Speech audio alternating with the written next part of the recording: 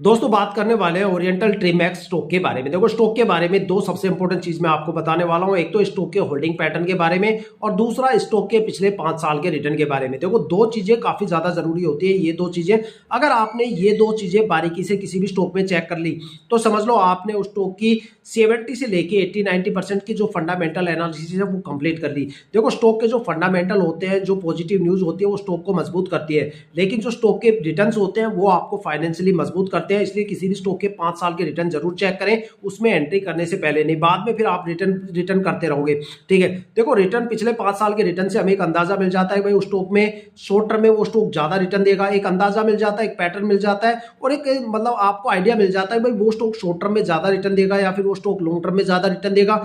1 साल तक जो 5 साल तक के टाइम ड्यूरेशन में कौन कौन सी वो नेगेटिव टाइम ड्यूरेशन है जहां पे आपको स्टॉक में ज्यादा गिरावट देखने को मिल सकती है और किस किस टाइम ड्यूरेशन में वहां पे आपको भर भर के रिटर्न देखने को मिल सकता है। मैक्सिमम उस स्टॉक में कितनी गिरावट देखने को मिलेगी, मैक्सिमम उस स्टॉक में आपको कितना रिटर्न देखने को मिलेगा, सारी बातें आपकी क्लियर हो जाएगी। साथ में उस स्टॉक के अगर होल्डिंग पैटर्न के बारे में बात करें तो देखो भाई मैं मोस्टली उसी स्टॉक में इन्वेस्टमेंट करता हूं जहां पे मुझे कम से कम किसी भी स्टॉक में 50% तो प्रमोटर होल्डिंग चाहिए। देखो अगर किसी भी स्टॉक में प्रमोटर की होल्डिंग 50% से नीचे रहती है तो वहां पे रिटर्न भी कम मिलता है और स्ट्रेस लेवल काफी बढ़ जाता है। साथ में जिस स्टॉक में प्रमोटर की होल्डिंग 70, 80, 90% होती है उस स्टॉक में आपको लंबे टाइम तक रिटर्न मिलता है और वो स्टॉक आने वाले टाइम में मल्टीबैगर स्टॉक भी बन जाता है क्योंकि प्रमोटर कंपनी के साथ खड़े रहते हैं और वो अपनी होल्डिंग को धीरे धीरे रिलीज करते हैं। साथ में जिस स्टॉक में एफआईआई का डेटा या होल्डिंग जितने कम हो वो स्टॉक आपके लिए उतना ही ज्यादा प्रॉफिटेबल रहेगा, क्योंकि जिस स्टॉक में एफआईआई का डेटा सबसे ज्यादा रहेगा वहां पे होल्डिंग सबसे ज्यादा रहेगी। समझ लो उस स्टॉक में गिरावट भी उतनी ज्यादा होगी, क्योंकि मार्केट में जब गिरावट का सिलसिला शुरू होगा तो सबसे पहले एफआईआई वाले ही बिकवाली करके निकलते हैं। अगर सितंबर और अक्टूबर में आपने देखा ही होगा कि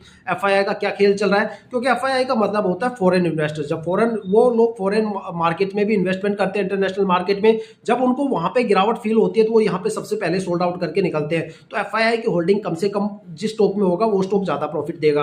तो यहाँ पे मेरे पास स्क्रीन पे 5 साल के इसके रिटर्न खुले हुए, उसके हिसाब से मैं बता दूं भाई शॉर्ट टर्म में ये स्टॉक आपको 6 और 9 महीने की होल्डिंग में एक अच्छा खासा रिटर्न दे सकता है और लॉन्ग टर्म में 1 या 2 साल के लिए। इसके अलावा इसको किसी भी 5 साल के टाइम ड्यूरेशन में आपको कोई रिटर्न देखने को नहीं मिलेगा। अगर थोड़ा सा डिटेल में बताऊं तो एक वीक में स्टॉक ने यहाँ पे 2.90% का रिटर्न दिया है। एक महीने में एक मंथ की होल्डिंग में स्टॉक में 1.5% के करीब गिरावट देखने को मिली।